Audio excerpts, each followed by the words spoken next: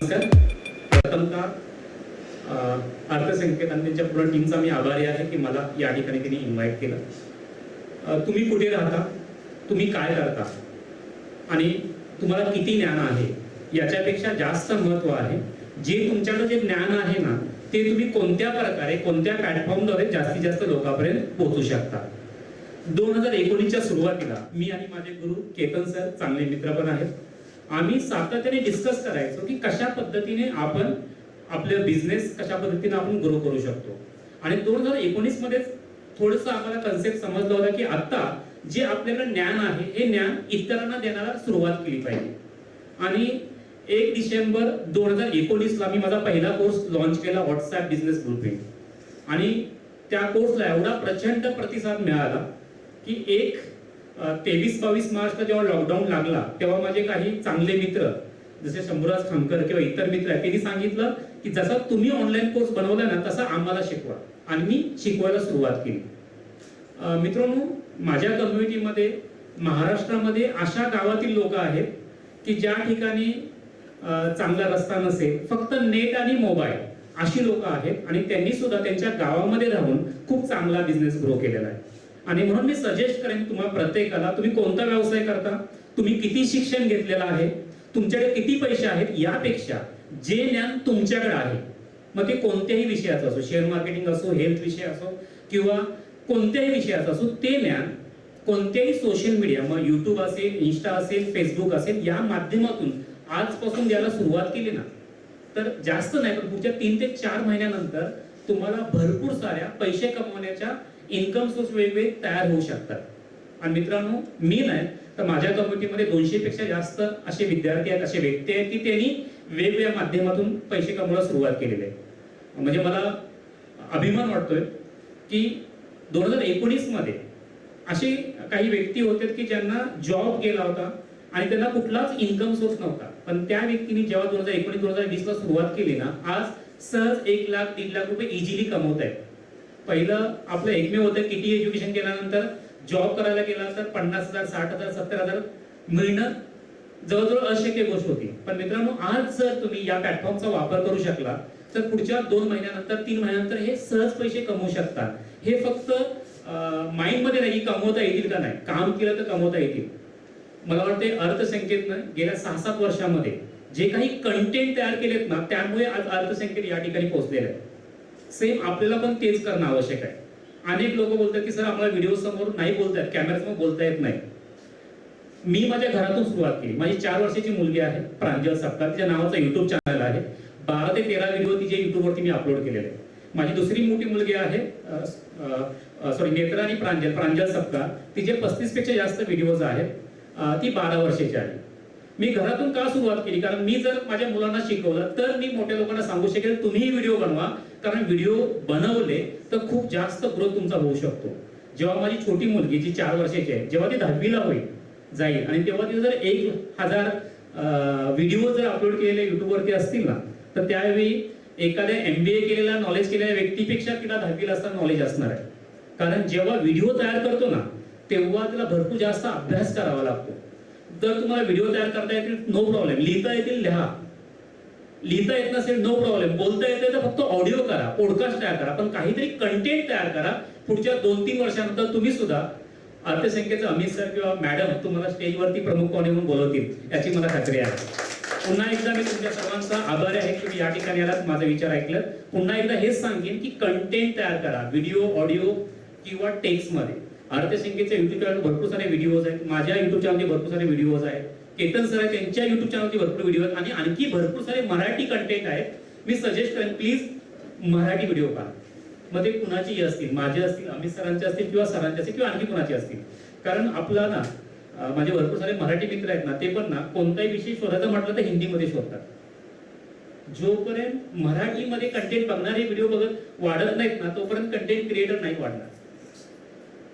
आज हिंदीमध्ये UP बिहारचे मॅक्झिमम युट्यूब चॅनल हिंदीमध्ये आहेत. तुम्ही कुठेही पहा, मॅक्झिमम म्हणजे 90% जे युट्यूबर आहेत ना ते एक तर UP किंवा बिहारचे आहेत. मराठीमध्ये गेल्या 3-4 वर्षामध्ये तयार होत आहे. पण जर तुम्ही किंवा तुमच्या आजूबाजूच्या लोकांनी जर बघायला सुरुवात केली ना तर नक्कीच आपल्या मराठीमध्ये सुद्धा कंटेंट तयार होतील. Thank you so much. पुन्हा एकदा तुम्हाला सर्वांना खूप साऱ्या शुभेच्छा आणि थँक्यू सर, अमित सर आणि मॅडम.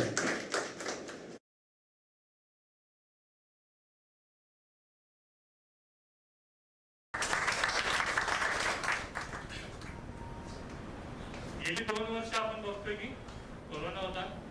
मार्च 2020 ला अचानक आपल्याला कळलं की सगळ्यांना घरी बसायचं आहे. मार्च 2000 पासून 2020 पासून आता काही दिवसांपूर्वी सरकारने सांगितलं की बिना मास्कचे फिरू शकता तुम्ही. आता कुठे आपल्याला थोडी थोडी सूट मिळालेली आहे, म्हणून आता आपण एक चांगला कार्यक्रम करू शकतोय. आम्ही सुद्धा लॉकडाऊनमध्ये फारसे काही कार्यक्रम करू शकलो नाही. दर महिन्याला आमचा एक कार्यक्रम असायचा आणि मोठा कार्यक्रम असायचा, 500-1000 लोक असायचे. पण लॉकडाऊनमध्ये आम्ही फक्त 2 ते 3 कार्यक्रम महापौर मुंबईच्या त्यांच्यासोबत केले आणि सुभाष देसाई ते पण त्यांच्या ऑफिसला जाऊन केले 10-15 जणांना. हा कार्यक्रम पण फार मोठा न करण्याचं उद्दिष्ट हेच होतं की आता कुठेतरी आपण सुरुवात करू, हळूहळू पुढे जाऊ, त्यावेळेला कार्यक्रम अजून मोठे करता येते. तर सुरुवात करणं आणि ह्या सगळ्या गोष्टी सुरुवात होणे, नेटवर्किंग जे होतं, एकमेकांना भेटून बोलणं जे होतं ते होणं खूप आवश्यक आहे. तर त्यासाठी आपण एक छोटा प्रयत्न चालू केला की पुन्हा एकदा एक छोटासा कार्यक्रम करून ह्या गोष्टी पुन्हा जुळवा कशा याच्यासाठी आपण प्रयत्न करतो. अर्थसंकेत हे मराठीतलं पहिलं आणि एकमेव बिझनेस न्यूजपेपर आहे. म्हणजे जसं तुम्ही इकॉनॉमिक टाइम्स बोलता तसं सगळी मराठीमध्ये माहिती देण्याचं काम आपण अर्थसंकेतच्या माध्यमातून करतो. गेली 8 वर्ष आम्ही हे काम करतो. आमचं उद्दिष्ट हेच होतं की मराठी उद्योजकांना हक्काचं व्यासपीठ मिळावं, त्यांचं माहिती लोकांपर्यंत पोहोचायला, त्यांचा व्यवसाय लोकांपर्यंत पोहोचायला. त्यांच्यासाठी आम्ही हे काम सुरू केलं होतं. लॉकडाऊनमध्ये जसं आपण बघितलं की बऱ्याच लोकांना त्रास झाला. आम्हाला बऱ्याच उद्योजकांचे फोन आले की आत्महत्या करावीशी वाटते, काय करावं आम्हाला कळत नाहीये, सुचत नाहीये. तर अशा वेळेला काय करावं, त्यांना प्रोत्साहन देण्यासाठी काय करावं, तर त्यासाठी आम्ही एक छोटासा उपक्रम केला होता डिसेंबर 2020 मध्ये. आम्ही हेलिकॉप्टरमध्ये पुस्तक प्रकाशन केलं तुमचे पेंढारकर सरांच्या हस्ते. बऱ्याच मीडियाने त्याला चांगलं उचलून घेतलं. पण त्याचा फायदा चांगला झाला की लोकांमध्ये एक पॉझिटिव्ह संदेश गेला की जे झालं ते झालं, आता तुम्हाला पुन्हा उभारी घ्यायची आहे. आणि त्या प्रकारे आम्हाला बऱ्याच जणांचे फोन आले की तुम्ही एक चांगलं काम केलं. एक अशा प्रकारे मेसेज लोकांना पोहोचणं आवश्यक होतं. त्याच्यानंतर फेब्रुवारीमध्ये म्हात्रे सरांच्या हस्ते आम्ही रायगडावर शिवाजी महाराजांच्या समोर पुस्तकाचं प्रकाशन केलं. उद्दिष्ट आमचं हेच होतं की अशा ऍक्टिव्हिटीजमध्ये लोकांना एक प्रेरणा मिळत राहील की आपल्याला ही लोक जी होती, जे महाब्रँडमध्ये आमचे जे ब्रँड सहभागी होते, वामनदी पेठे असतील, पितांबरी, विको, चित्रे, ते 80 वर्ष 100 वर्ष झाले व्यवसाय करतात. करोना आता आपण बघतोय, पण त्यांनी त्या 80-100 वर्षाच्या त्यांच्या कार्यकाळात त्यांनी ह्या सगळ्या गोष्टी बघितल्या. त्या सगळ्यातून अशा अनेक अडचणीतून ते पुढे आले, म्हणून ते आज एवढे मोठे झाले.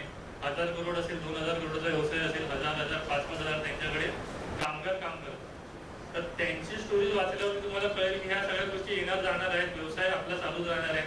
कुठेतरी निराशा येईल मनामध्ये, आत्महत्या करावीशी वाटेल किंवा व्यवसाय बंद करून नोकरी करावीशी वाटेल, पण टिकून राहणं, तग धरणे खूप आवश्यक असतं. आणि उद्योजकाला ते करावं लागतं तरच तो पुढे जाऊ शकतो. त्या उद्दिष्टाने आम्ही एक कार्यक्रम केलं होतं. आमचं उद्दिष्ट व्यासपीठ निर्माण करण्याचं हेच होतं की मराठी माणसाला गुंतवणुकीबद्दल, व्यवसायाबद्दल चांगली माहिती मिळावी. जितकं आम्हाला देता येईल तितकं आम्ही देतो. खरं तर द्यायला खूप मोठी जाणत लागते. तर आमचा प्रयत्न हाच आहे की किती देता येईल.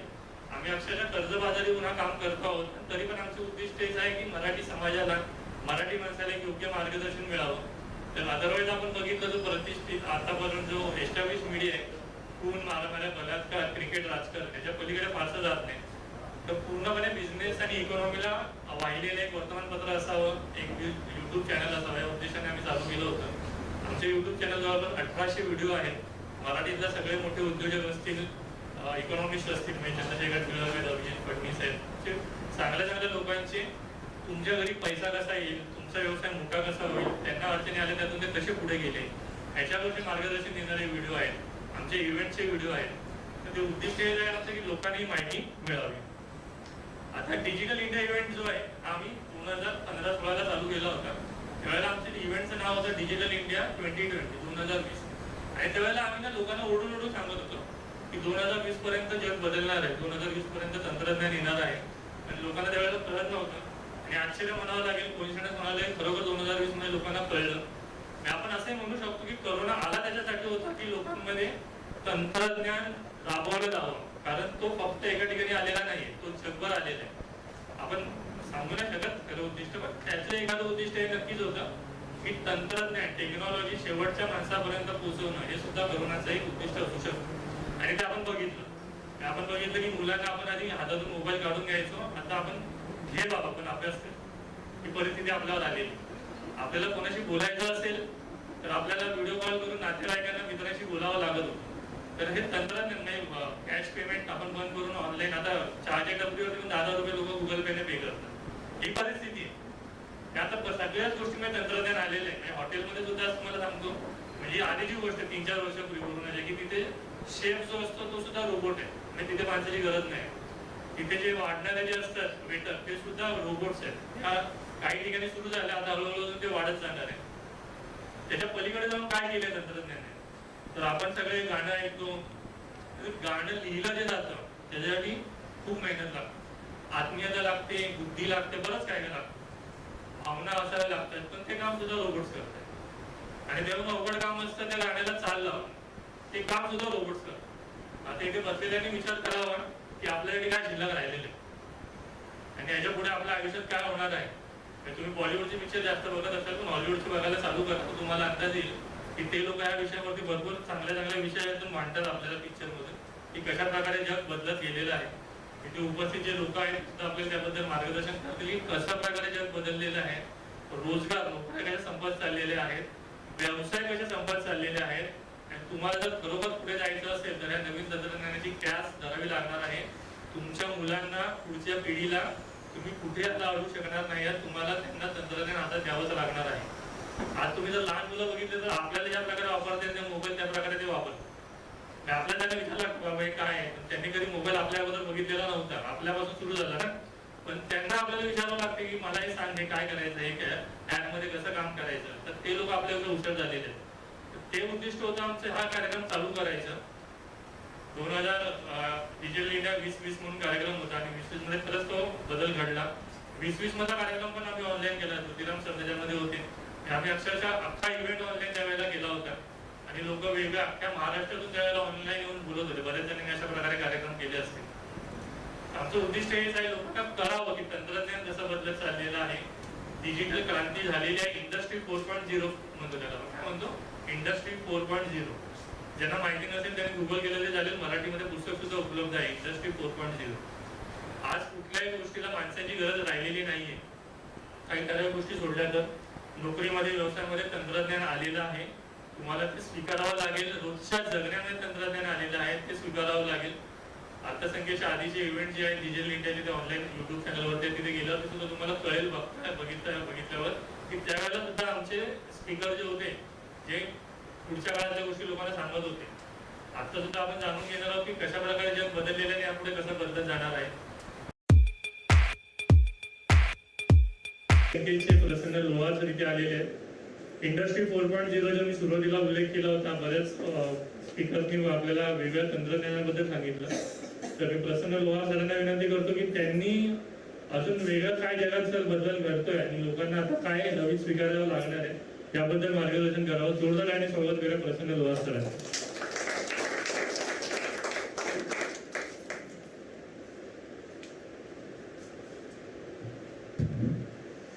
Good evening, everyone.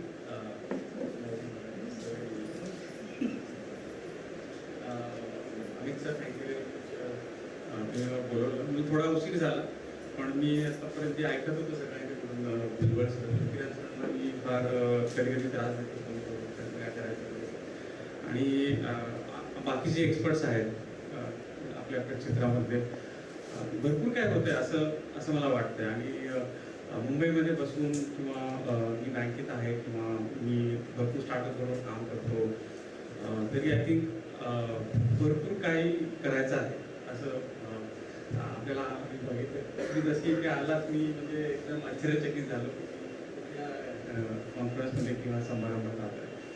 आणि माझे काय काही एक्सपिरियन्स आहेत, जसे की माझा स्वतःचा एक्सपिरियन्स, मी इंजिनिअरिंग पासआउट केलं 2000 साली नांदेडमधून. आणि कसं होतं माहिती आहे का की टिपिकली आपण म्हणतो की महाराष्ट्रीयन किंवा मराठी माणूस असं पहाडात किंवा याच्यामध्ये राहतो, त्यामुळे काय झालं की त्याची जी विचार करण्याची प्रवृत्ती किंवा अशी असते की हां इतके मिळाले ठीक आहे. पण आता तुम्ही बघितलं असेल लास्ट 10 वर्षामध्ये भरपूर अशी उद्देश असे बाहेर आले जसं आपण लास्ट इयरला किर्लोस्कर सप्ताह केला होता आणि त्याच्यामध्ये मी बघितलं की किती सारे उद्योजक आहेत जे असे त्या थिंकिंगमधून बाहेर आलेले आहेत. आणि आता जसं माझा जो प्रवास सुरू झाला की टिपिकली माझे वडील असे स्टेट ट्रान्सपोर्टमध्ये जॉबला होते. त्यांच्यामुळे कधी रत्नागिरी किंवा कधी उस्मानाबाद, लातूर, नागपूर, भंडारा असं करत करत भोसले कॉलेज, नाशिक असं शिकत औरंगाबाद, नांदेड, मग पुणे असा प्रवास झालेला. त्यामुळे काय ती प्रवृत्ती आहे ना की इकडे तिकडे फिरायची किंवा लोकांशी लगेच बोलायचं किंवा ती पब्लिक रिलेशन हे ऑटोमॅटिक ते आतमध्ये आलं. आणि मी पुण्यामध्ये आलो, म्हटलं चला सुरू काहीतरी करूया म्हणून. माझ्याकडे TCSचा जॉब होता तेव्हा. पण ते TCSमध्ये काय झालं की ते 3 महिन्यापासून एकच मॉड्यूलवरती काम करायला सांगत होते. म्हटलं हे काय व्यवस्थित दिसत नाही आहे. पगार वगैरे होता, पण मी म्हटलं की इंजिनिअरिंगला असताना एक मॉड्यूल आपण 1-2 दिवसात कव्हर करायचं, पण हे थोडंसं काहीतरी वेगळं आहे असं मला वाटलं. आणि मी लगेच ती कंपनी सोडून मी स्वतः 1-2 स्टार्टअप्स जे होते इन्स्टिट्यूट्स मी तिथे शिकवायला सुरुवात केली. कधी सकाळी 8 पासून संध्याकाळी रात्री 2-3 वाजता काही ना काहीतरी करतच असतो. आणि त्यावेळेस ते सायबर कॅफेचा जमाना होता. तिथे आपण आता सरांनी 1-2 एक्झाम्पल सांगितलं, कोडॅक किंवा ते याहू मेसेंजरली चॅटिंग करायसाठी किंवा AOL तिथे लोक तिथे जायचे. आता ते डेटा आता आफ्टर जिओ मुवमेंट 2016 नंतर आपण ते आपल्या पॉकेटमध्येच घेऊन शकतो. तर ती अशी जी मुवमेंट आपण अशी पाहिली त्यावेळेस ते माझा मित्र एक होता, तो इथे सीडॅक जे आधी NIST होतं, त्यांनी ते काय केलेलं माहिती आहे का, त्यांनी 10-12 ईमेल ID बनवून आणले जेव्हा आम्ही इंजिनिअरिंगला होतो. आणि माझा पर्सनल होणार @USA.net असा ID. आणि मी इतकं खुश म्हणजे की माझ्या नावाचा एक ID बनलेला आहे. ते तर आता आपण 50-60 ID असेच बनवू शकतो. पण त्यावेळेस तसं होतं की त्यावेळेस आम्ही पत्र वगैरे पाठवायचो, right. And we use to wait for 3-4 days किंवा 15 दिवस लेटर आले की आपण रिस्पॉन्स करायचो. ते मग ईमेलचं ते पुन्हा सायबर कॅफे जाऊन तो आलाय की नाही, that was a era, right, की we use to wait today. आणि तो आधीचा जो तारवाला इरा होता. आणि आता तर सर्व व्हॉट्सअपमध्ये रिप्लाय, अरे मी मेसेज पाठवण्यासाठी फोन करतात, आधी रिप्लाय नाही काय केला. म्हणजे ती टेंडन्सी आता वाढलेली आहे. किंवा तसं म्हणत होते की एवढे 200 लाईक किंवा ती आता प्रवृत्ती अशी बदलत चाललेली आहे. राईट. आधी लोक टाळ्या वाजत, किती टाळ्या पडल्या किंवा किती कडकडाट झाला, आता किती लाईक मिळाले किंवा अरे तू लाईक काय नाही केलं म्हणून लोक फोन करतात. मग ते ही सर्व आता बदलत चाललेलं आहे. आणि आता मी इंजिनिअरिंग पासआउट केलं आणि मी भरपूर ठिकाणी असं 17-18 प्रोजेक्ट करायचो डेव्हलपमेंट. आणि त्यानंतर एका टेक्निमॉनमध्ये इटालियन कंपनी होती, तिथून मी इटलीला गेलो. तिथे मी वेगळंच पाहिलं 2002-03. मग तिथून आल्यानंतर एक मॅस्टेक म्हणून कंपनी होती, तिथून मग UK ला गेलो, तिथं ते बघितलं कसं काय करतात. आणि मग बँकेना सर्व्हिस प्रोव्हाइड करणारी कंपनी व्हेंचर किंवा ती ॲटॉसने ॲक्वायर केली. मग तिथे जॉईन केली. तिथून माझा ते बँकिंगचा म्हणजे टेक्नॉलॉजी आय वॉज अवेअर की काय टेक्नॉलॉजी आहे, पण आता हाऊ टू युटिलाइज तो बँकिंगमध्ये ते सुरू केलं मी. आणि 2014ला मी DCB बँकमध्ये जॉईन केलं. आणि विचार करा की त्या बँकेत एक मोबाईल ॲप नाही किंवा एखादा वेबसाईट पण आहे तर ते कुणी एखाद्या फ्रेशरने बनवली असं होतं. आणि आता 2014 सरांनी सांगितलं आहे की डिजिटल इंडिया किंवा रुपे कार्ड आलं किंवा NPCIने भरपूर इनोव्हेशन्स केले. आणि ऑल ऑफ सडन तुम्ही बघितलं असेल 14 पासून भरपूर बँकिंग डिजिटल बँकिंग किंवा मोबाईल बँकिंग, त्यानंतर गुगल पे, फोन पे, तेच वाटतंय तेच बँक आहेत, राईट. की आता पीपल आर म्हणजे माझ्या एजचे किंवा दुसरे जे एजचे आहेत मिलेनियल्स म्हणतात ते don't go to the branch. त्यांना ते सर्व असं मिळतं, राईट. आता ते पुढे जाऊन ते अलेक्सा बँकिंग किंवा व्हॉट्सॲप बँकिंग अशा काही काही गोष्टी येतात आपल्या लाईफमध्ये, राईट. तर ते आता बँकिंगमध्ये जेव्हा आम्ही बसतो आणि बघतो की हाऊ कस्टमर इज चेंजिंग. तर मी 2016ला जे डिमॉनिटायझेशन झालेलं तेव्हा आम्ही ब्रांचमध्ये बसलेलो की आता लोक येतील, पैसे देतील, कन्वर्ट करून जातील, ती मुवमेंट होती. मग तो टाइम असा विचार केला की कस्टमरनी बोलतो सर आले की काय सर कसं वाटतंय इथे लाईन लावून, म्हणजे लाईन काय लावायची, घरी पाठवून घरी मेसेज द्यायचा ना किंवा एखादा ॲप बनवा तुम्ही की तिथे मला एवढ्या नोट आहेत घरी जाऊन कलेक्ट करा. ते भरपूर अशा आयडियाज मिळाल्या. मग काय केलं म्हटलं हे आयडियाज तर वगैरे देत आहेत लोक. मग आम्ही एक आयडिया प्रोग्राम सुरू केला 2017ला. म्हणजे तो आयडिया प्रोग्राम म्हणजे इनोव्हेशन कार्निवल म्हणून. मग आम्ही काय केलं, स्टार्टअप्स किंवा कॉलेजेसला व्हिजिट करून हॅकॅथॉन नावाचा प्रकार असतो. म्हणजे आमचे प्रॉब्लेम स्टेटमेंट द्यायचे असे 40-50 प्रॉब्लेम स्टेटमेंट. जसं तुमचा काय प्रॉब्लेम स्टेटमेंट असेल की how we can bring more of India. ते नवीन आयडिया देतात लोक. 30-40 तास त्यांच्याबरोबर बसून ते काय बनवतात काय नाही बनवत तर त्यांची जी प्रवृत्ती स्टार्टअपची वेगळेच असते ना, ते आपण जे करतो IT कंपनीमध्ये ते त्यांचं करतात ते वेगळं असतं. ते असा हा प्रोग्राममध्ये मी फक्त अराउंड 30-40 कॉलेजमध्ये असे भाषणं देत गेलो स्टुडंट्सला वगैरे. आणि आम्ही किती 10-15 सिटीमध्ये असं फिरून प्रत्येक ठिकाणी 30-30 तास थांबून आयडिया जनरेट करून ते घेऊन आलो बँकेत. आणि आमची बँक किंवा वर्ल्ड बँक किंवा स्टेट गव्हर्नमेंट आहे दुसरे, जसे की तेलंगणा गव्हर्नमेंट किंवा केरला गव्हर्नमेंट किंवा महाराष्ट्र गव्हर्नमेंट इनोव्हेशन कसे, जसे की वर्ल्ड बँक म्हणाले की आम्ही एक प्रोग्राम करतोय महाराष्ट्र गव्हर्नमेंट बरोबर की पाणी जे आहे सध्या आपल्याकडे, पाणी काय आहे की रिसायकल्ड वॉटर यूज करावं, प्रत्येक कंपनी असं मॅन्डेट येणार आहे. मग आम्ही प्रूव्ह कसं करणार की हे या टाइमला 10 वाजता या हॉटेलनी रिसायकल वॉटर यूज केलं गेलं. मग काय केलं आम्ही, एक स्टार्टअप आणि एक सुरतचे दुसरे एक स्टार्टअप, ते IoT डिव्हाइस जे असतात ते पाण्यामध्ये ठेवून ते pH पॅरामीटर करून ते ब्लॉकचेनमध्ये टाकायचे. ब्लॉकचेन काय आहे, हे इंटरनेटचा सेकंड पार्ट आहे. मी जास्त टेक्निकल जात नाही की इट्स अ फाउंडेशन टेक्नॉलॉजी. जसं internet is a foundation technology आणि we can't live without internet. After 10 years we can't live without blockchain.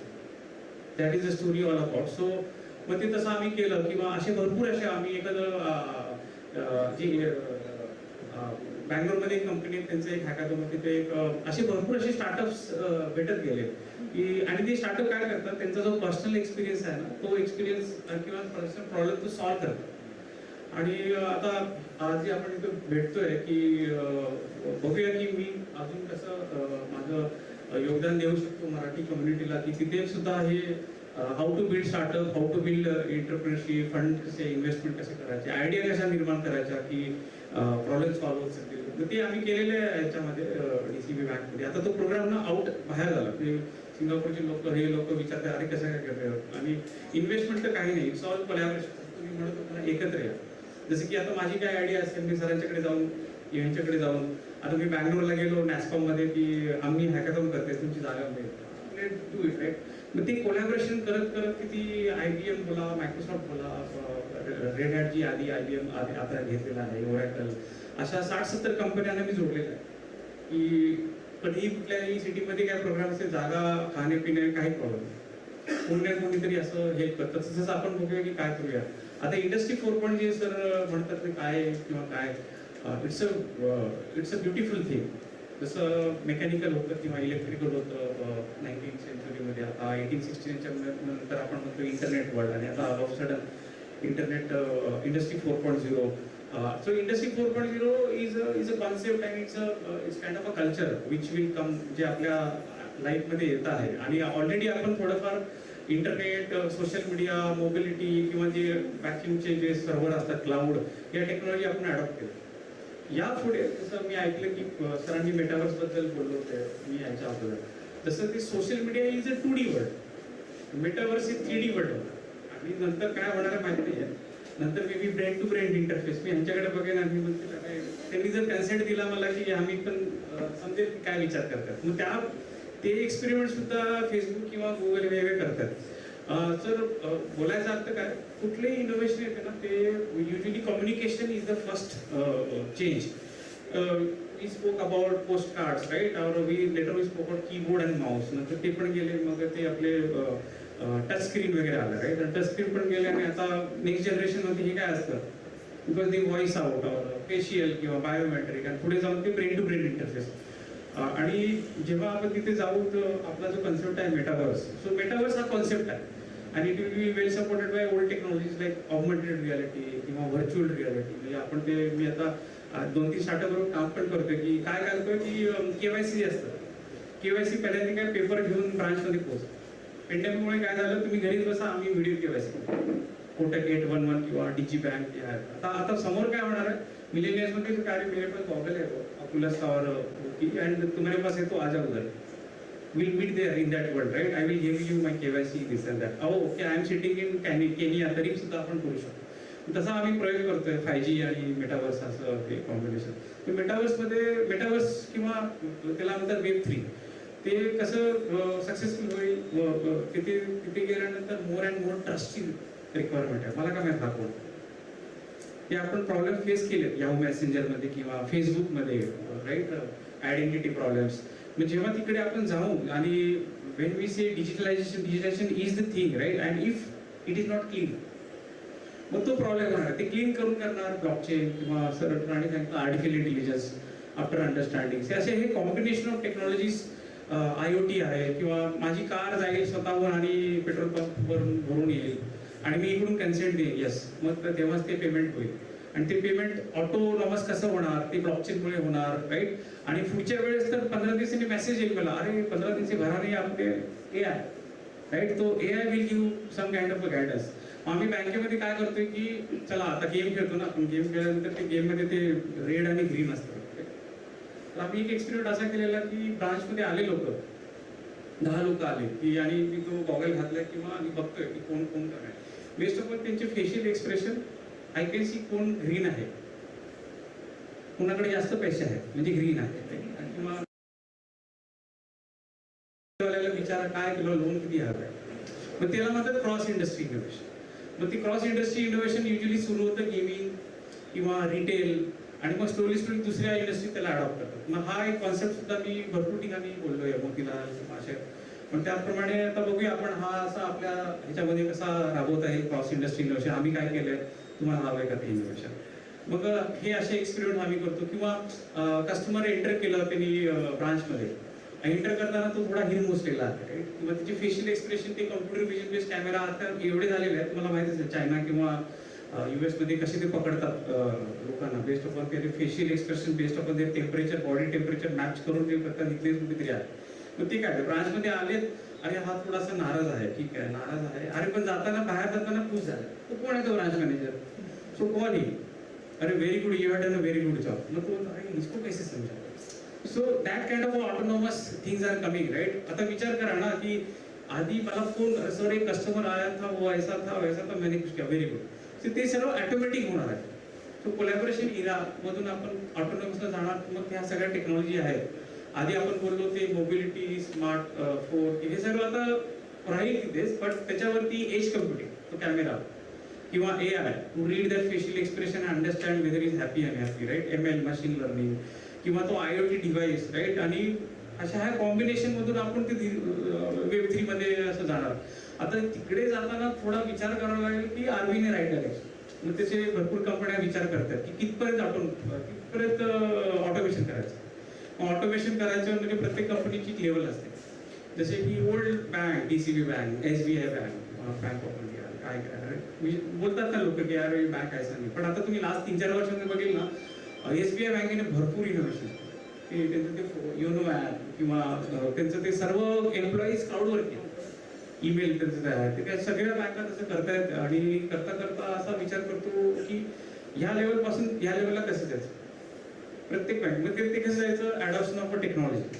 मग ॲडॉप्शन ऑफ टेक्नॉलॉजी करायची असेल तर 5 गोष्टी आपण बघतो की ते ॲडॉप्ट करायला लोक आहेत का घरी, राईट, ऑफिसमध्ये.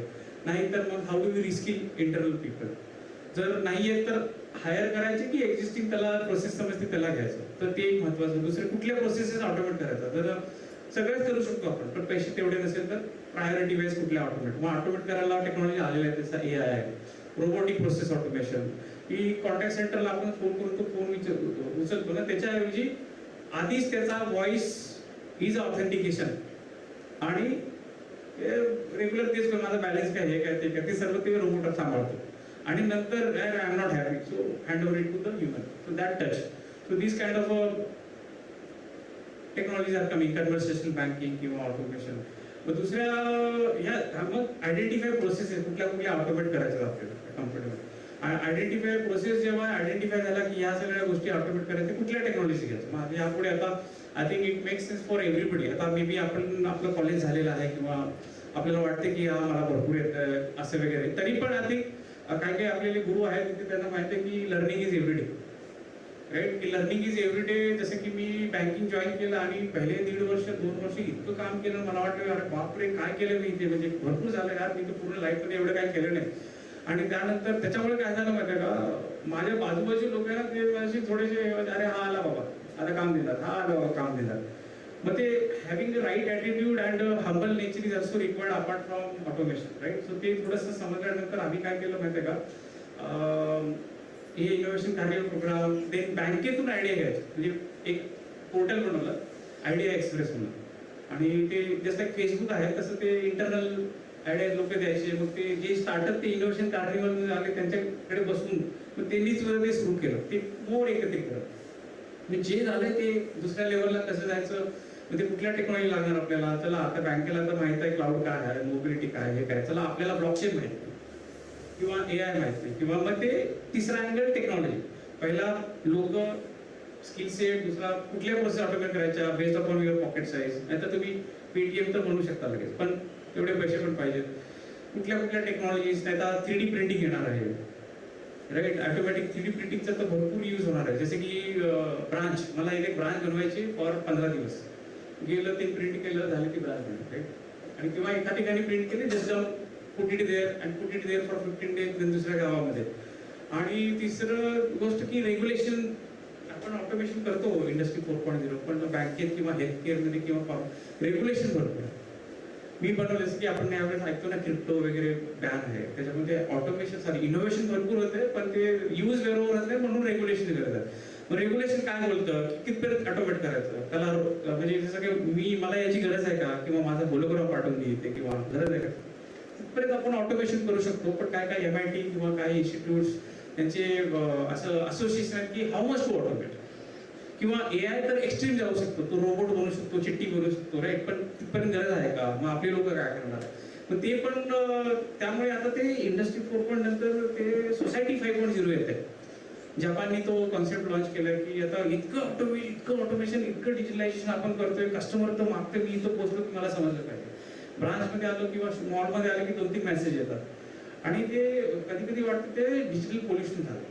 मग कधी कधी लोक म्हणतात की व्हॉट्सअप पासून दूर जातो 4-5 दिवस किंवा ह्याच्यापासून, ते डिपेंड्स अपॉन लोकांची टेंडन्सी. पण तरी पण लार्जर गेम, म्हणजे ह्या कंपन्या किंवा गव्हर्नमेंट सुद्धा विचार करतात की कुठपर्यंत डिजिटल झालं पाहिजे, किंवा शेवटी काय करणार, people will look for good food, good entertainment किंवा peace, how it can bring. So that is also another angle.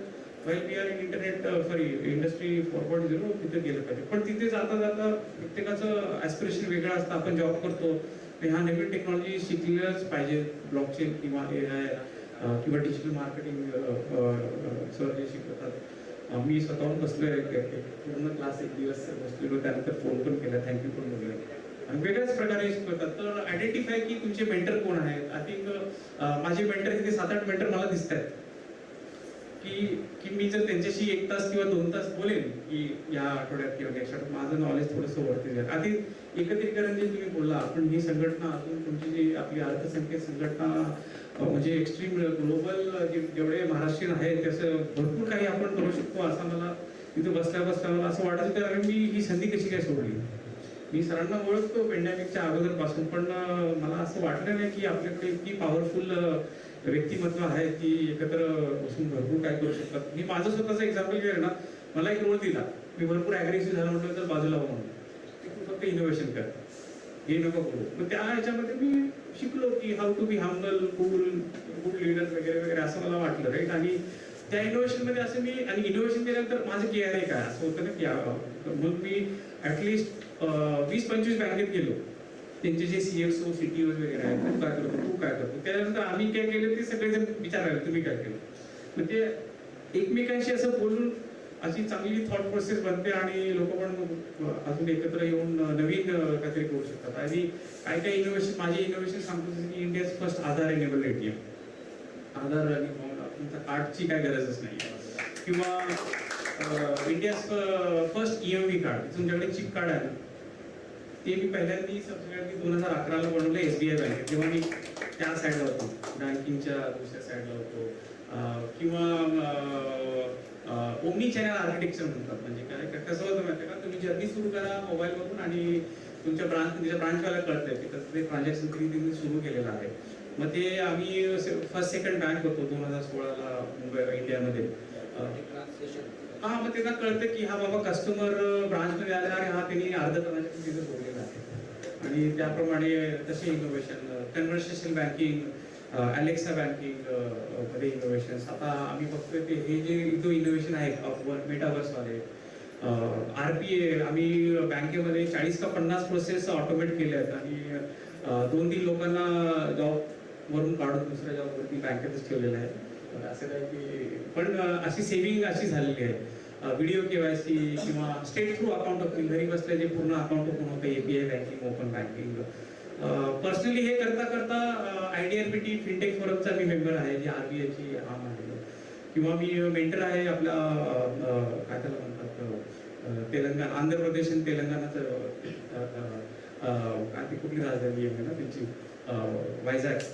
वायझॅग fintech फोरमचा member आहे मी केरळामध्ये आम्ही रॉईस कॉईन वगैरे लॉन्च केलेलं ब्लॉकचेनवरती उत्तर प्रदेशमध्ये ते solar coin how can we trade energy solar energy आता बघतोय आम्ही मिल्क कॉईन किंवा असं काही बनवू शकतो का आणि ते महाराष्ट्र गव्हर्नमेंटचं ब्लॉकचेन मिशन आहे तर तिथे पण मी इन्फ्लुएन्स करत असतो आपल्या राज्यमंत्र्यांना जाऊन जाऊन सारखं हे करूया असे करूया त्यांचे ते प्रॉब्लेम आहेत पण आपला चालत राहतो की हे करूया ते करूया उद्या आमचं एक सस्टेनेबिलिटी डेव्हलपमेंटचं रिसर्च कॉम्पिटिशन आहे एमईटी मध्ये MET Maharashtra Mumbai education trust असे करत राहतो मी काही ना काही प्रयत्न की हाऊ अल्टिमेट एम काय आपला इनोव्हेशन इंडेक्स जो असतो इंडियाचा सध्या आपला 39 आहे 5 वर्षापूर्वी 85 होतं आणि 5 वर्षापूर्वी चायना होता 60 आणि आता चायना आहे 11 how we can compete right how skill set how we can create blockchain skill set across India तो इंडिया ब्लॉकचेन फोरम मी सुरू केलेला आहे त्याचा मी प्रेसिडेंट आहे किंवा हाऊ कॅन वी क्रिएट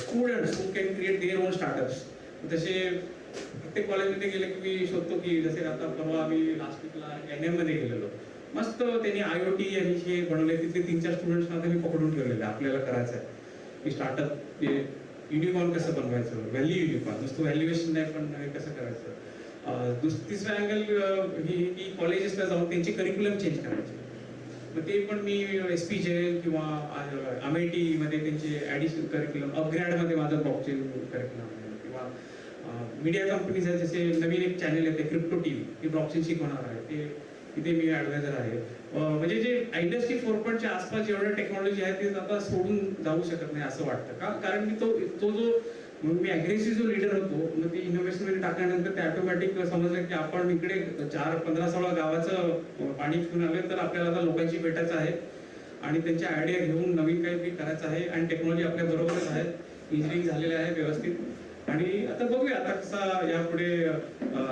काय करता येईल तर आता आम्ही बघतोय इंडियाची CBDC डिजिटल रुपी तर त्यासाठी मी आय कीप ऑन सो इंडियाचा जो ब्लॉकचेन स्ट्रॅटेजी आहे नॅशनल तिथे माझे इनपुट्स आहेत मिनिस्ट्री ऑफ एज्युकेशन आपलं इलेक्ट्रॉनिक्स अँड टेलिकम्युनिकेशन तिथलं आपल्या देवेंद्र सरांच्या बरोबर आम्ही ब्लॉकचेन सुरू केलं होतं 2017 वगैरे आणि आता आम्ही डिसेंट्रलाइज केवायसी की आता मी केवायसी केलं DCB बँकेवर तेच केवायसी HDFC वर कसं रियूज करायचं कारण 10,000 ते 15,000 रुपये लागतात एक बँक अकाउंट ओपन करायला आणि ते बँक अकाउंट तुम्ही करणार आहे यूज करणार आहे की ते पण माहिती नाही कारण प्रायमरी अकाउंट एक असतं आणि सेकंडरी थोडंसं नंतर तेच बाकी सगळे UPI साठी थोडे टाकतात असं पण ते एकदा केवायसी झालेलं आहे मग ते या बँकेत तो तुमचा खर्च वाचला ना त्या बघा विचार करा इंडिया लेवलवर कसं खर्च वाचवता येईल ब्लॉकचेन टेक्नॉलॉजी मग ते आम्ही 11 बँकेबरोबर ते POC करतोय आणि असंच आयडेंटिफाय करत राहतो आम्ही कुठे कुठे यूज केस आता इन्शुरन्स चेन बनवते की इन्शुरन्स क्लेम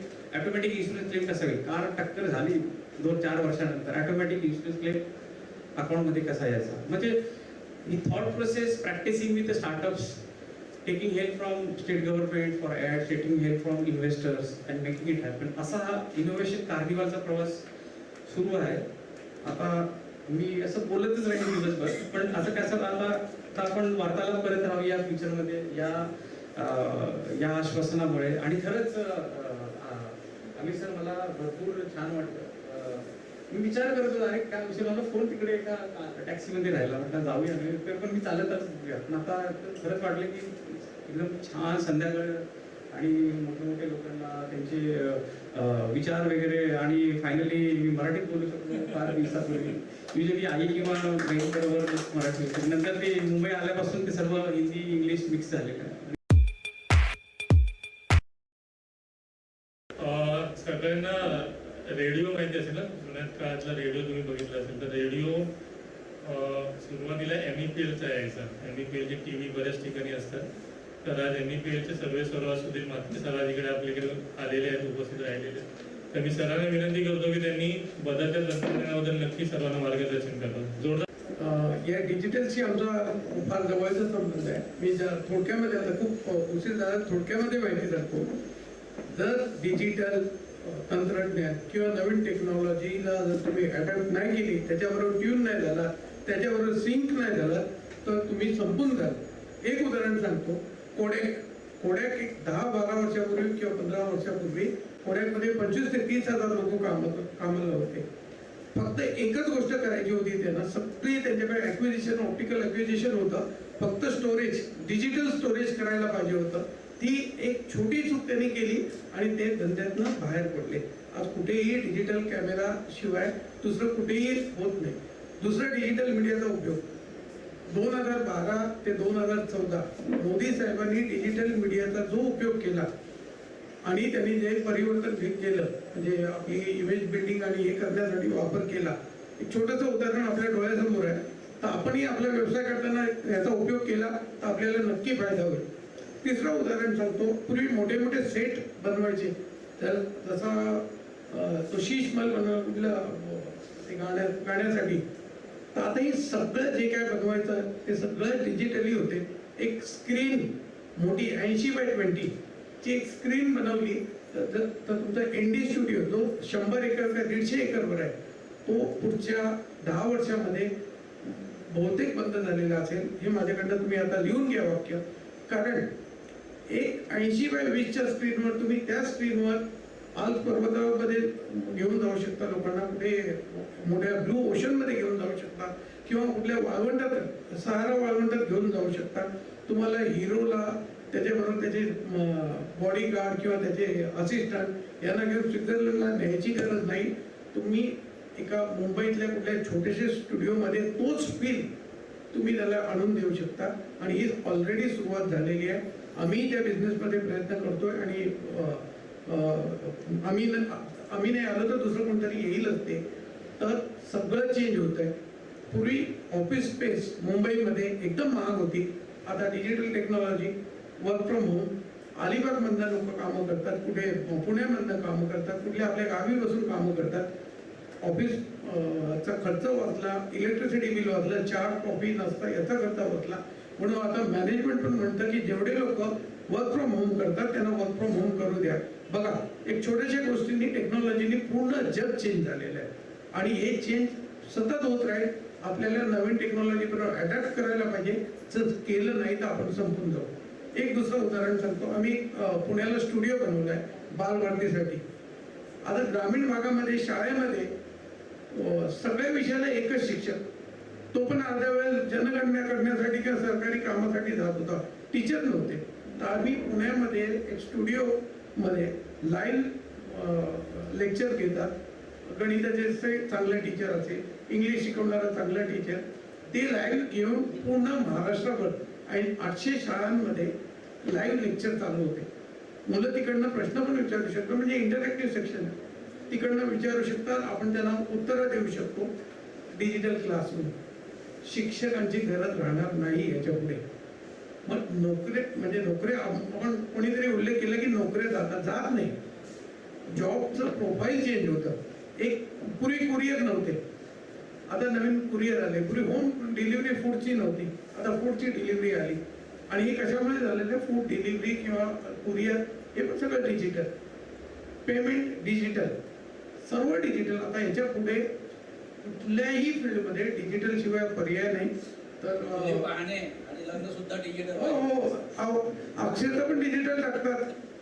पाहणे आणि लग्न तर ते झालंच. ते आता अक्षता पण आहे. नवरा नवरी अमेरिकेत आहे ना, आई बाप भारतात आहे. याच्यात कोविडमुळे आलं नाही, त्याने यायला जमलं नाही, तर लग्न पण डिजिटली केलं त्यांनी. तर हे विषय खूप चांगला विषय घेतला बागवे साहेब, धन्यवाद त्याच्याबद्दल. सन्माननीय व्यासपीठ आणि उपस्थित आपण सर्व, पहिल्यांदाच मी आपल्या सर्वांचं मनपूर्वक अभिनंदन करतो. ज्याला इंग्रजीत रायझिंग फील्ड म्हणतात, की काही क्षेत्र अशी असतात की ती उदयोन्मुख असतात आणि काही क्षेत्र अशी असतात की ती हळूहळू अस्तंगत होत असतात. परंतु तुम्ही सर्वांनी हे ओळखलेलं आहे की डिजिटल मीडिया म्हणजे त्याच्यात व्यक्तिमत्त्वामुळे यूट्यूब असेल, वेब पोर्टल असेल, इतर सोशल मीडिया असतील, हे रायझिंग फील्ड आहे. उदयोन्मुख क्षेत्र हे आहे आणि त्यामुळे भविष्य याच क्षेत्रात आहे. हे सगळ्यात तुम्ही ओळखलेलं आहे. तुम्ही सगळे मुळातच खूप हुशार आहे हे सिद्धच होतं. आणि अशा हुशारांना आणखी हुशार करण्यासाठी आपले अर्थसंगीतचे अमित सरांनी खूप छान पुढाकार घेतलेला आहे. त्याबद्दल त्यांचंही मी अभिनंदन करतो. फार वेळ मी घेणार नाही, परंतु 3 महत्त्वाच्या गोष्टी इथे सांगतो. एक तर माझी जवळपास 40 वर्ष झाली मी माध्यमांमध्ये आहे. पत्रकारितेत होतो, पुण्याला केसरी पेपरमध्ये होतो, नंतरला समाचारमध्ये होतो, नंतर मग 6 वर्ष दूरदर्शनमध्ये होतो भारत सरकारच्या, आणि 26 वर्ष मग पुढे महाराष्ट्र सरकारच्या प्रसिद्धी खात्यातही होतो आणि संचालक म्हणून नोकरीतून निवृत्त झालो असं मी म्हणतो. सेवेतून नाही, सेवा आपली चालूच आहे आणि ती हयात चालू ठेवायला हवी या मताचा मी आहे. तर एक महत्त्वाची गोष्ट मी जी पाहिलेली आहे आणि जी तुम्हाला सुद्धा सांगेल ती म्हणजे विश्वासार्हता. माध्यम काहीही असू द्या, कंटेंट काहीही असू द्या, स्वरूप काहीही असू द्या, काही जरी असेल तुमचं कंटेंट, परंतु ते वरकरणी आकर्षक दिसत असेल, वरकरणी सनसनाटी दिसत असेल, वरकरणी खळबळजनक दिसत असेल, वरकरणी लोकांना पटकन आकर्षित करणारं वाटत असेल, तर अशा मोहाला बळी पडण्यापूर्वी क्षणिक अशी लोकप्रियता मिळवण्याच्या नादात आपण आपली विश्वासार्हता तर गमवत नाही ना, हा कटाक्ष तुम्ही सतत ठेवला पाहिजे की आपण बोलू तो शब्द, लिहू तो शब्द, दाखवू ते चित्र हे पूर्णपणे विश्वासार्हच असणार आहे. त्याच्याविषयी बघणाऱ्याच्या मनात कुठलीही शंका नसेल, संशय नसेल, तरच तो तुमचा वाचक असेल, प्रेक्षक असेल, ग्राहक असेल, तर तो कायमचा टिकून राहील आणि तुमच्याशी तो जोडल्या गेलेला राहील. एकदा जर का, आणि ही विश्वासार्हता एका क्षणासाठी नसते, तर ही कायमस्वरूपी असते.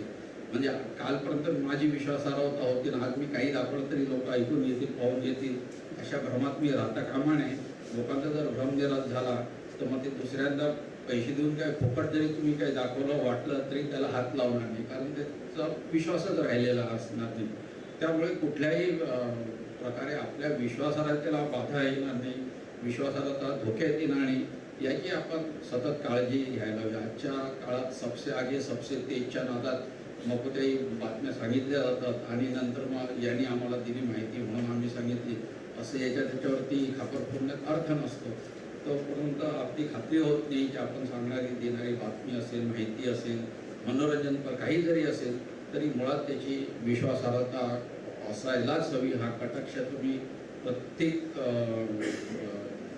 कंटेंटसाठी वापरलाच पाहिजे आणि नंतर मग तो आकर्षक असला पाहिजे, प्रभावी असला पाहिजे वगैरे वगैरे गोष्टी जेवढ्या तुम्ही कराल तेवढ्या थोड्याच आहेत. स्काय इज द लिमिट, म्हणजे मी तर म्हणतो even sky is not the limit, कारण आता आपण आकाशाच्या स्कायच्याही पलीकडे गेलेलो आहे.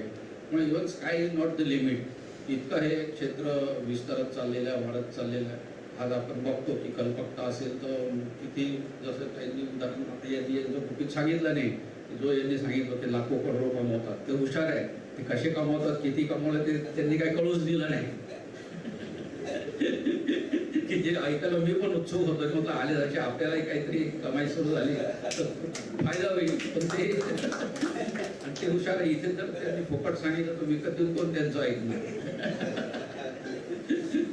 तर त्यामुळे ते त्यांच्याकडून घेण्यासारखं बोल आहे की बोलायचं पण तो मुद्द्याचं नाही बोलायचं. तर हा एक भाग झाला विश्वासार्हता.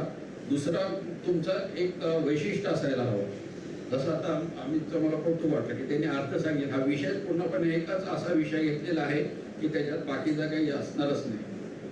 जो आम्ही माझ्या स्वतःच्या पोर्टलचं उदाहरण दिलं. आज माझ्या पोर्टल एका वर्षात 77 देशांमध्ये पोहोचलेलं आहे आणि 3,21,000 त्याचे वाचक किंवा व्ह्यूज आहेत. 3,21,000. मी जर त्या देशांची नावं सांगितली ना तर तुम्हाला या नावाचे देश आहेत आणि त्या देशांमध्ये मराठी माणूस पोहोचलेला आहे हे खरंच वाटणार नाही. पण तो सोशल मीडिया खूप ट्रान्सपरंट असतो. गुगलचे रिपोर्ट्स असतात महिन्याचे, त्याच्यात पूर्ण देशांची नावं येतात. कुठल्या देशात, पाकिस्तानात पण 2 वाचक आहेत मराठी पोर्टल असून. टोंगो नावाचा देश आहे, कुठे मोरोक्को आहे.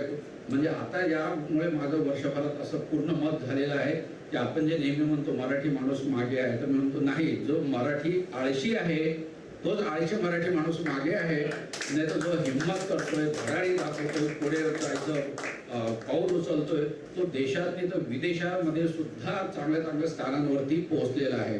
कितीतरी जणांचं बॅकग्राऊंड, आता आमचे एक लेखक आहे, नाव पण प्रकाश फसाटे, तर माझं एक सदर असते की आम्ही ठाणेकर, आम्ही मुंबईकर, आम्ही लातूरकर. माणूस कुठल्याही गावात असला तरी त्याला आपल्या गावाचा अभिमान असतो. भले बाकीचे लोक त्या गावाची उडवतील की आज जसं आधी ठाणे का म्हणजे ठाणे म्हणजे कुत्सितपणे, कारण ठाण्याला आधी मेंटलच हॉस्पिटल होतं, त्याच्या आधी ठाण्याहून आला म्हटलं की समोरचा हसायचं, किंवा आधी पुण्याचा म्हटलं की लगेच आपल्या चेहऱ्यावरती हसूच वाटतं. बघा, सगळेच हसायला लागले न बोलते. की अशा काही काही शहरांची जरी वैशिष्ट्य असली गमतीची, तरी त्या लोकांना मात्र अभिमान असतो. तर हे जे प्रकाश फसाटे आहेत, तर हे एका फार्मास्युटिकल कंपनीचे जनरल मॅनेजर आहेत. 2000 लोकांचा स्टाफ आहे आणि गेली 20 वर्ष ते अल हदीद या शहरात राहतात, मोरोक्कोचे. तर मी त्यांना 2दा-3दा विनंती केली की आपल्या या सदरासाठी तुम्ही लिहा, आणि त्यांचं अन्य लेखन खूप छान असतं. जे आम्ही हदीदकर, काय अल हदीद शहर आहे, कधी स्थापना झालेली आहे, काय त्याचं ऐतिहासिक महत्त्व आहे, आत्ताचं त्याचं काय स्वरूप आहे. 2दा-3दा हो म्हणाल्यानंतर सर माझी एक विनंती काय, म्हणून मी आमच्या हरेगाव विषयी लिहू का. म्हटलं ते हरेगाव कुठे आला, कारण हे श्रीरामपूर जवळचं हरेगाव, हे माझं मी मूळ हरेगावचं आहे म्हणे. तर माझं प्राथमिक शिक्षण तिथे झालं, तिथे 4थीपर्यंत शाळा होती. पुढे मग तालुक्याला गेलो, मग बी फार्म केलं, पुढे M.Pharm केलं. 3 वर्ष मुंबईच्या एका कंपनीत अनुभव घेतला आणि पुढे चांगली ऑफर आली म्हणून मी आता गेली 20 वर्ष मोरोक्कोत आहे. परंतु मला माझ्या हरेगावविषयी लिहायचं आहे. माझं जन्म जळणघडण तिथली आहे. म्हणजे त्याच्यातून मला कळालं की माणूस जगात कुठेही जरी गेला आणि त्याचं गाव भले आपल्याला वर, कारण कसंही जरी वाटत असेल तरी प्रत्येक माणसाला आपल्या गावाची, घराची, परिसराची ही जन्मजात ओढ असते, ज्याला इंग्रजीत रूट्स म्हणतात. तुम्ही किती जरी पुढे गेलात, काही गेलात, तरी तुमचं मूळ जिथे असेल त्याची तुम्हाला ओढ वाटतच असेल. तर ही जी वैशिष्ट्यता मी निर्माण केलेली आहे की पोर्टलवरती राजकारणाचं काहीच नाही आहे, गुन्हेगारी काहीच नाही, समाजातल्या भानगडी काहीच नाही. हे सगळं नको असणारा एक विशिष्ट अभिरुची असलेला प्रेक्षक हा माझा वाचक आहे. असेच माझे लेखक आहेत. कारण मी विचार केला या तर सगळ्या गोष्टी मेनस्ट्रीम मीडियात आहेत. पेपरचं पहिलं पान उघडलं किंवा TV पाहिला की असं वाटतं की जगात सगळं सत्यानाश होतोय, काही खरं नाही, कुठे काहीच चांगलं चालू नाही, कुठली माणसं चांगली नाही, कुठल्या संस्था चांगल्या नाही, काही नाही. त्यामुळे ते वाचलं किंवा पाहिलं की तुमच्या मनात उमेद निर्माण व्हायची ऐवजी तुम्ही ना उमेद होता, निराश होतात. तरी काय चाललं समाजात, हारायची जाईल, आपल्याला काय करायचं, सिरियलला चिपटून बसलं, आता हिचं कसं होईल, आता आपलं कसं होईल ते बघा. नकली पात्रांच्या नकली कथानकात आपण इतकं गुंतत चाललेलो आहे की खरी खरी नातीगोतीच आपण विसरत चाललेलो आहे. बायकोला हवं काय ते नवरा बघणार नाही, नवऱ्याला काय होते बायको बघणार नाही, सासू सुना एकमेकांकडे बघणार नाही. परंतु सिरियलमधल्या कथानकांची जी मात्र त्यांना चिंता पडलेली, हो बाई आता तिचं कसं होईल, तिचं कसं होईल, आता त्यांनी दुसरी बायको आणि मग पहिलीचं कसं होईल, अरे कुणाचं कसं होईल, तो त्यांचा धंदा आहे. मग आपण एकीकडे त्यांना शिवाय देतो, त्यांना पाहत येत असतो. हे आपण आपली आज भारतात 900 चॅनल्स आहेत, कितीतरी चांगले चॅनल्स आहेत. परंतु आपण बघतो की कीर्तनापेक्षा तमाशाला नेहमीच गर्दी असते, तसं ते झालेलं आहे. त्यामुळे आपला एक कंटेंट, जर तुम्ही बोललो की विश्वासार्हता, दुसरी गोष्ट कंटेंट, एक विशिष्ट प्रकारचा विषय तुम्ही निवडा. सरसकट सगळ्या आल्या गेल्या बातम्या नको त्या गोष्टी चेपत राहण्यापेक्षा, म्हणजे दूरदर्शनच्या भाषेत चेपत राहण्यापेक्षा सिलेक्टिव्ह राहा. किंवा तुम्ही ग्रामीण भाग, आता लातूरचं वैशिष्ट्य आहे शिक्षणाविषयीचं, तुम्ही एकच विषय निवडाल त्यालाच तुम्ही भरून घ्या. आणि मी जसं म्हणतो की समाजात प्रत्येक गोष्टीला ग्राहक आहे. साध्या भाषेत बोलायचं तर गावठी दारू पिणारी आहे, देशी दारू पिणारी आहे, इंग्रजी पिणारी आहे आणि 5,000-50,000ची बॉटल पिणारी आहे. तुम्ही ग्राहक कसा आकर्षित करता, त्याला तुम्ही कसं तुमचं हे तुमचं कौशल्य आहे. त्यामुळे तुम्ही एक विषय निवडा, त्या विषयाशी निष्ठा राहा, त्याच विषयाचे. आणि हे सोशल मीडियाचं एवढं महत्त्व आहे की याला भौगोलिक मर्यादा नाही.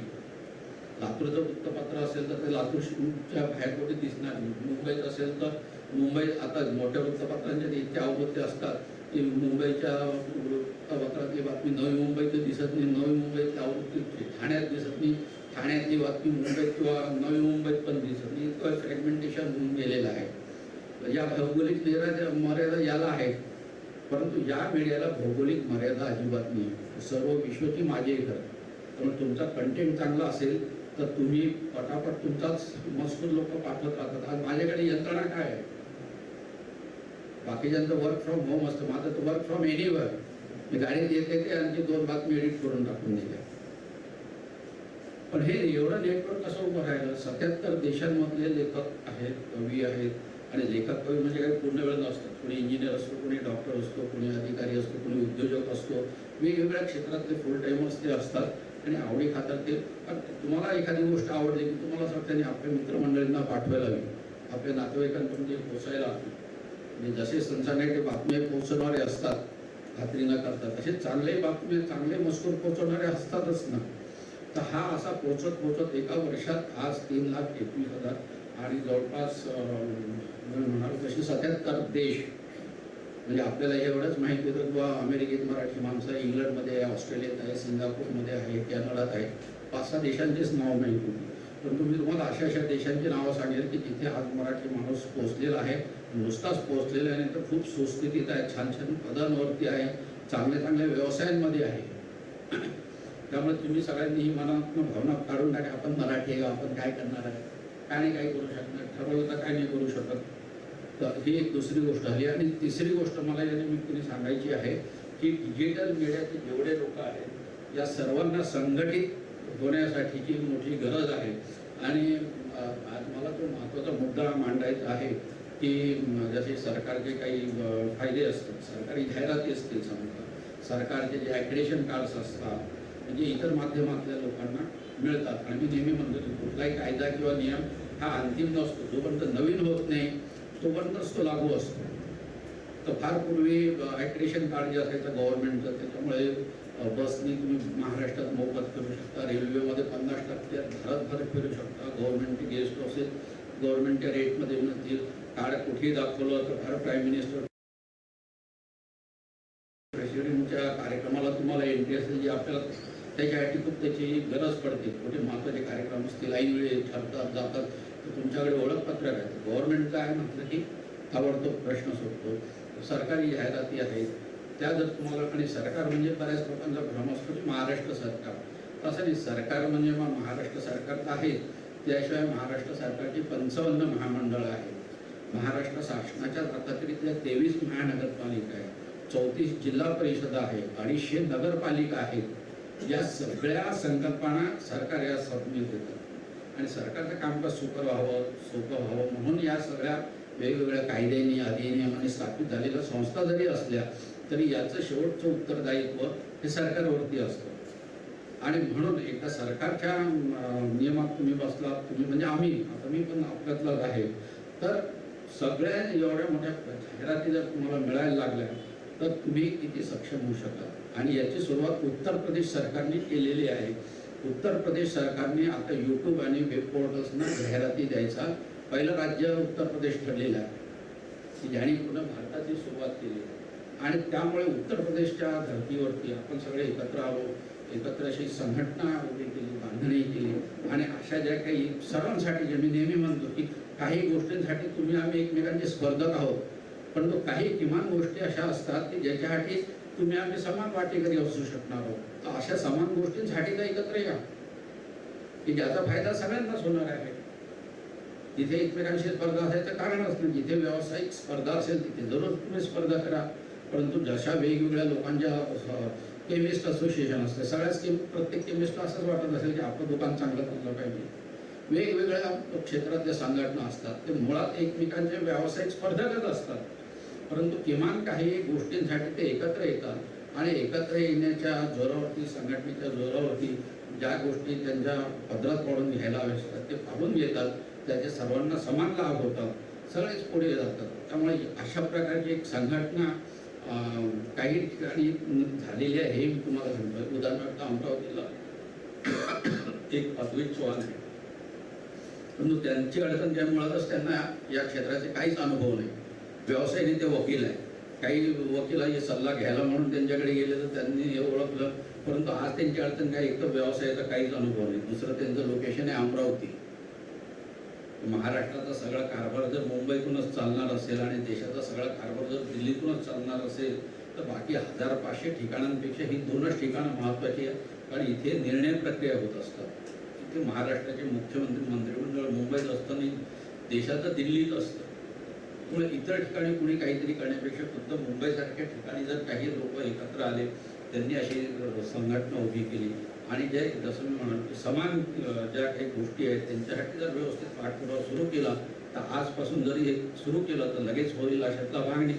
परंतु आज सुरू केलं तर निदान 2-3 वर्षांनी ते मार्गी तरी लागलेलं असतं. परंतु आज काहीच केलं नाही तर पुढे 2-3 वर्षांनी पण हीच परिस्थिती राहील. एकच उदाहरण देतो आणि थांबतो की ज्यावेळेस ॲक्रेशनचे नियम होते ते नवीनच वाहिन्या सुरू व्हायला लागल्या होत्या आणि गव्हर्नमेंटचा खाते असतो की गव्हर्नमेंटचं चॅनल कुठलं दूरदर्शन, बाकी यांना उभं सुद्धा करायचं नाही मंत्रालयात. हे आता झाले 95 सालची गोष्ट आहे. कारण 92-93 पासून खाजगी वाहिन्या भारतात यायला लागल्या. 91ला उदारीकरणाचं धोरण स्वीकारलं नरसिंहराव सरकारने आणि त्या उदारीकरणाच्या धोरणात मग 2 CNN आणि स्टार आली, नंतर मग ही भारतीय वाहिनी आली, असं सुरू झालं. तर सरकारी गाणे आज सुद्धा घ्यायचं. मग मी त्यांना सांगितलं सरकारी आहे का बिनसरकारी हा प्रश्न ते माध्यम आहे की नाही. आज झीचा जरी कॅमेरा आला तरी त्याचे जे काही 2-4 लाख दर्शक असतील त्यांच्यापर्यंत आपली सरकारचीच बातमी पोहोचणार आहे की नाही, सरकारचाच प्रचार प्रसार होणार आहे की नाही. पत्रकार परिषद मुख्यमंत्र्यांची नुसती दूरदर्शनवरती दाखवण्यापेक्षा झीवरून पण गेली तर काय अडचण आहे, हरकत काय आहे. नाही म्हणजे त्याला मान्यता नाही. मान्यता नाही, कायदेशीर गोष्ट आहे. आपल्याला ते कुठे कायदेशीर मुद्दे उपस्थित करायचे, परंतु आपल्याला जर प्रचार प्रसार करायचा त्यांची मदत घ्यायला हवी. मग मी त्या लोकांना सुचवलं की तुम्हाला असं असं एकत्र आले तरच तुम्ही हे करा. तुम्ही भले व्यावसायिक स्पर्धेत जरूर राहा. यांनी हे दाखवलं तर त्यांनी दाखवलं किमान काही. आणि मग त्यांनी मग ते TV जर्नलिस्ट असोसिएशन फॉर्म केली.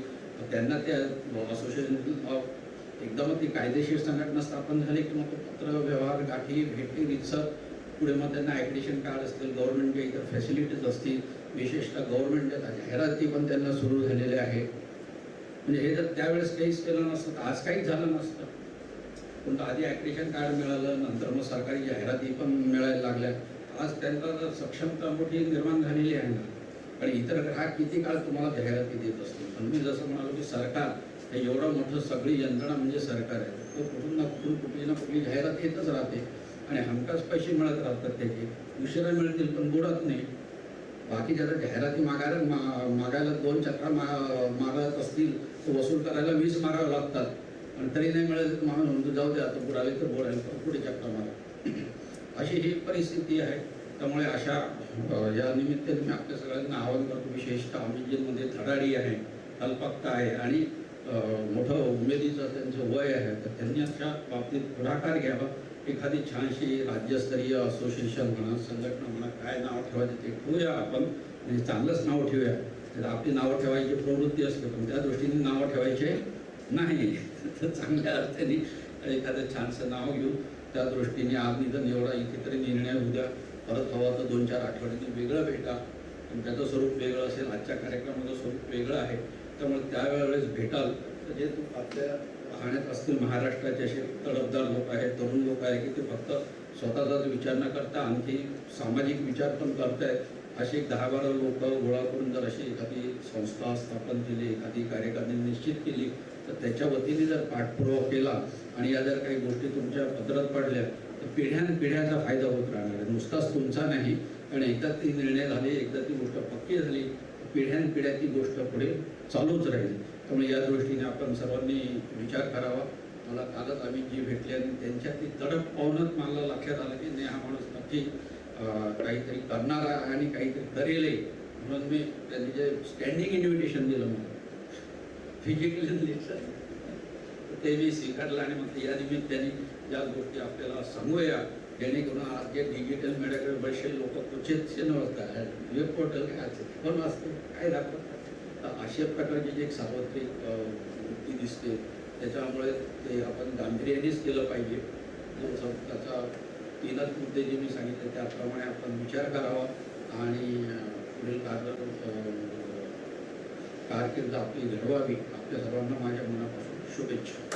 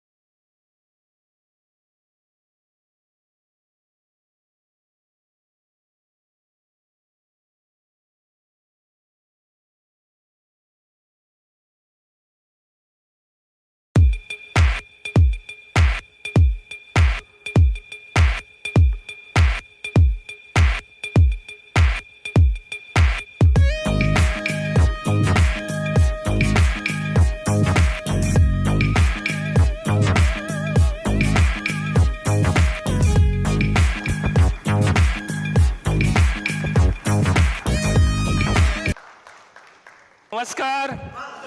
अर्थसंकेत हा आपला बिझनेस न्यूजपेपर आहे मराठीतला.